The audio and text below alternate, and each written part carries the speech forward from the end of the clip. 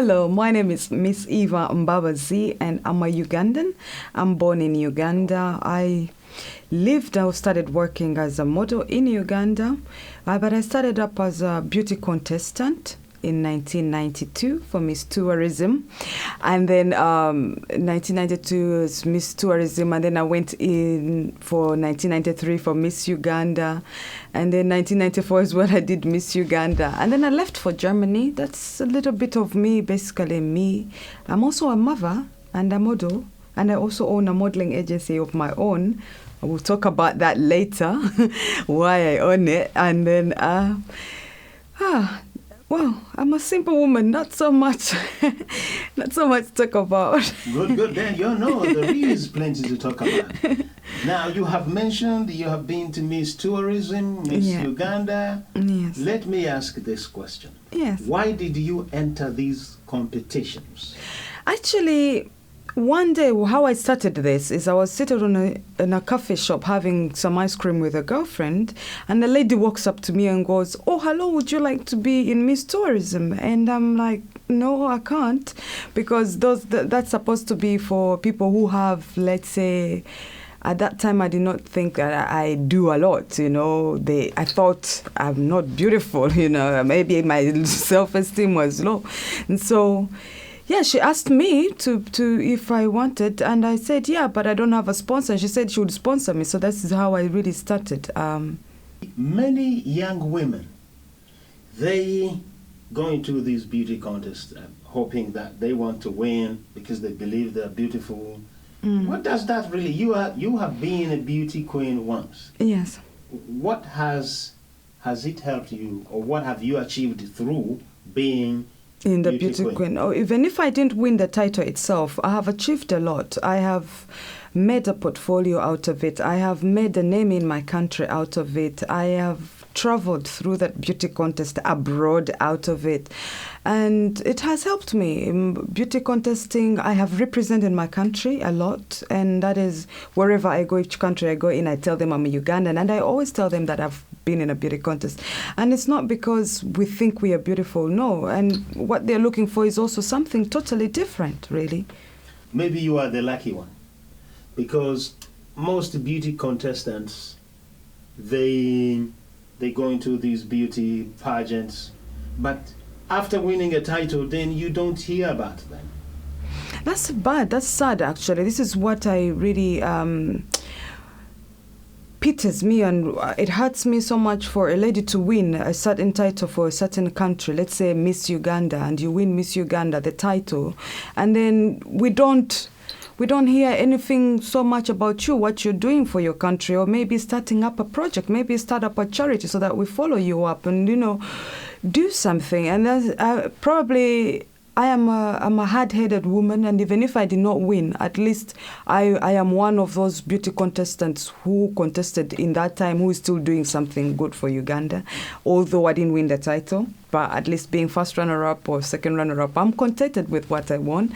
And it has helped me a lot, really, really a lot. So these young girls should really, when you win a title, really represent your country. Deal with the organizers, try to talk with them, or you go out there and explain yourself. Listen, I'm Miss Uganda. I would like to do this for my... And actually, you can get more help, especially when they know that you have that title in your country, people will.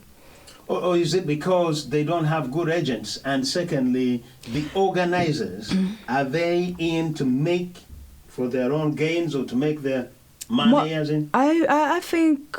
I think most organizers are into that. I should say so. I'm not going to be afraid of sitting here and telling you that most organizers organize fashion shows because they want to make money out of it.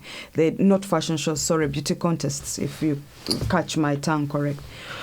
And they want to make money of it, and they don't really, in the end, follow it up. It's just about making money.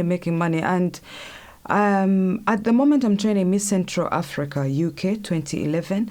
But the money is going to go to a certain cause. It's going to go for sickle cells and young stroke to help people. And also in...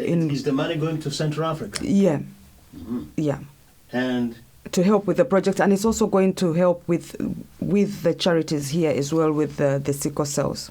Well, because many organizations, they always hide behind these charities. And at the end of the day, really the money doesn't go to where it's supposed to go. So and how I heard do you follow that up? That actually, me not being the organizer, I'm just a trainer for that. So Okay, I think so you don't know. I don't know what they would do. Basically, if I in Uganda started up Face of Uganda.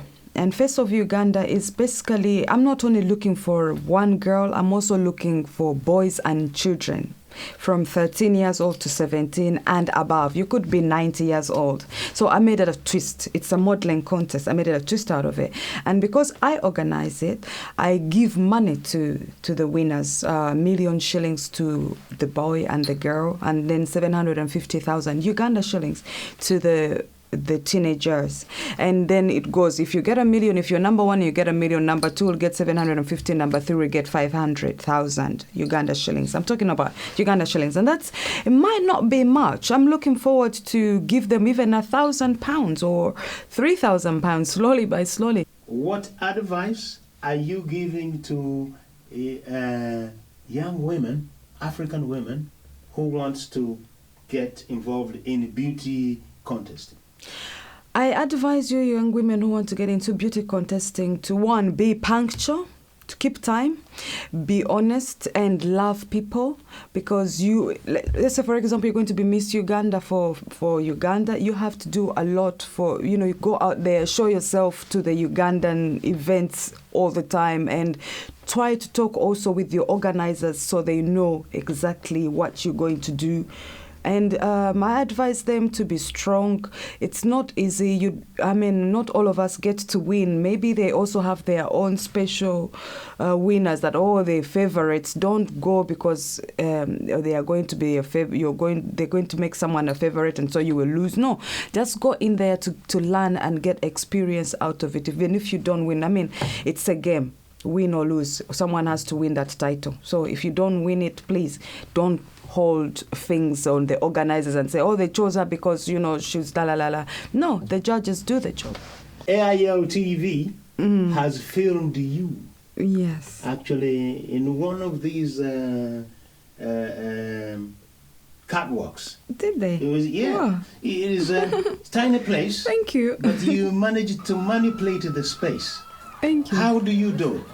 Well, as I tell you, it's about possession and passion of what you do. You have to be passionate about your work as a model, and not just you as a model on stage there. It's not your day, actually your day. It is the designer's day who's trying to sell that outfit out there. So when I saw that the place was small, I had to improvise in my head and with my choreographer, and I had to stand out from all the other girls because you need this signature walk as yourself. You don't want to see me walking like Naomi Campbell or Tyra Banks. No, I want to do my signature walk. Because you are Eva Mbabazi. Thank you. Yes. Yeah, it's Eva Mbabazi. I have my own work, and it's a very strong walk. Sometimes people I call it like giraffe walk. I walk gracefully like a giraffe. And actually, ever since I started modeling, there's no time that I come on stage and people don't scream. I don't know why or what attracts me to people. They're always happy to see me. Tell us where you have been, just slightly. Well, I've been to Germany. I've been to Italy to make a music video for myself. I'm also... What have I not done? I was chosen to be in a group called Miss Wuhura. So I've been to Germany. We did our video shoot in Italy. Yes, but it's one of those things that I have to be honest, I had to do it playback. So maybe I'm not good at lip syncing. Maybe. So modeling, you can do many things, So yeah, I've been to Germany and now I'm in England and I'm home. This is home. England is like a sitting room. Uganda is like a bedroom. Talk about this. Yeah, this is on the EVA fashion show. My first fashion show in Berlin. There were 22 designers, and the 22nd designer didn't take me on because he was just doing men's work, and so all the other 21 did it for me. That was the EVA. And again, that's the EVA as well. That's Yvette.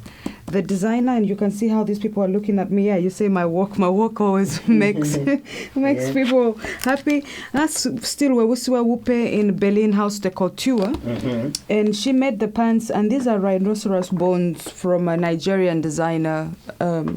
This is Wewusiwa Wupe again for Tip magazine as well. Magazine, but this is in Germany. In Germany, Okay. yes. And this was for Vivienne Westwood in Germany too. That was also in Germany. Okay. And this was for Don't Drink and Drive campaign for Ford, Okay. the car. And this one is for my agency in London. And this is for Diesel, the glasses. This one was for a photographer. He was going to do it in a museum, so he asked me to be in a circle and pose. See how bold I am. This was for Hugo Boss, the suit. That was Diesel, the glasses. This was Vivienne Westwood and her Vivienne Westwood, the English one? The English one, but she sent somebody to take this project in Germany. Vivienne Westwood is big. And I also did ID magazine, I think it's called, here in England. I have some photos in there for them as well. So this was basically for Vivienne Westwood. This was for Rosenbaum, a certain fashion designer in Germany. And this is like studio work. This is different because this was not in a studio. This was like in somebody's place. And this was on the streets in Berlin. I was doing a Hugo Boss suit. In the middle, it's called Friedrichstrasse. And this was me trying to get a photo, to work with a photographer called Elke Ziller. And she's a really, really good photographer. So she made, at that time, the blurry look was in. So that's why they look a bit blurry. And that is also for these are the glasses. They're different kind of glasses. I think you can see my poses. And that is my first cover in Berlin.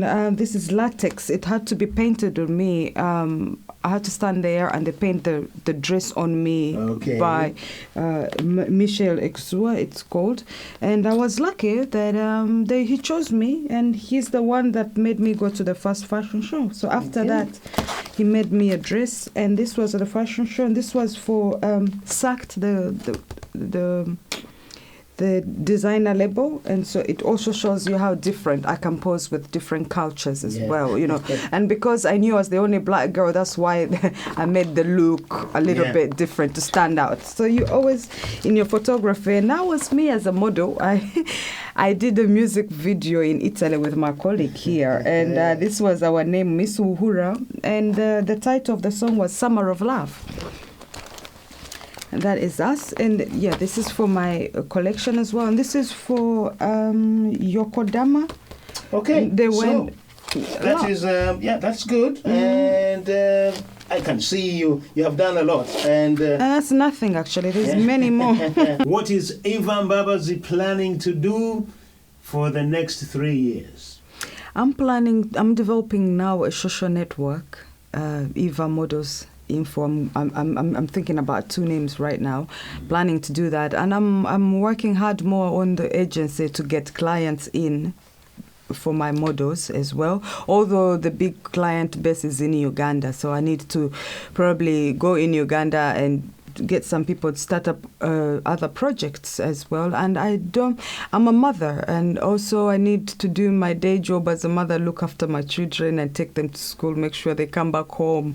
And as a mother, it's a busy life. It's busy being a model, a mother, and a modeling agency owner, and a trainer and choreographer. Well, so you have done almost everything. Almost everything. I've also acted in Uganda. I'm an actress as well.